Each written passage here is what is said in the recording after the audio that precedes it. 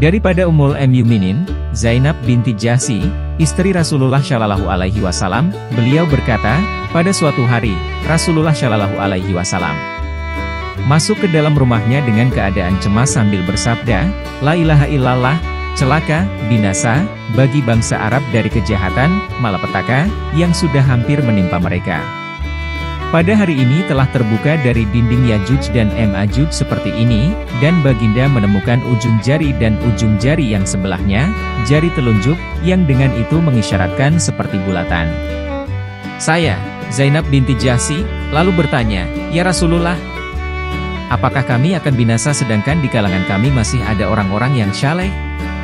Lalu Nabi Shallallahu Alaihi Wasallam bersabda, ya, jikalau kejahatan sudah terlalu banyak. Riwayat Bukhari Muslim, keterangan, hadis di atas menerangkan bahwa apabila di suatu tempat atau negeri sudah terlampau banyak kejahatan, kemungkaran dan kefasikan, maka kebinasaan akan menimpa semua orang yang berada di tempat itu. Tidak hanya kepada orang jahat sahaja, tetapi orang-orang yang saleh juga akan dibinasakan, walaupun masing-masing pada hari kiamat akan diperhitungkan mengikut amalan yang telah dilakukan. Oleh itu, segala macam kemungkaran dan kefasikan hendaklah segera dibasmikan dan segala kemaksiatan hendaklah segera dimusnahkan, supaya tidak terjadi malapetaka yang bukan sahaja akan menimpa orang-orang yang melakukan kemungkaran dan kejahatan tersebut, tetapi ianya menimpa semua penduduk yang berada di tempat itu.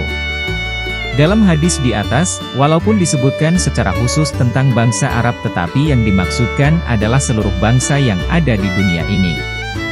Tujuan disebutkan bangsa Arab secara khusus adalah karena Nabi kita Shallallahu Alaihi Wasallam sendiri dari kalangan mereka, dan yang menerima Islam pada masa permulaan penyebarannya adalah kebanyakannya dari kalangan bangsa Arab dan sedikit sekali dari bangsa yang lain.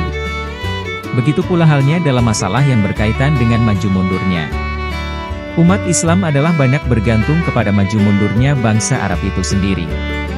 Selain daripada itu, bahasa rasmi Islam adalah bahasa Arab.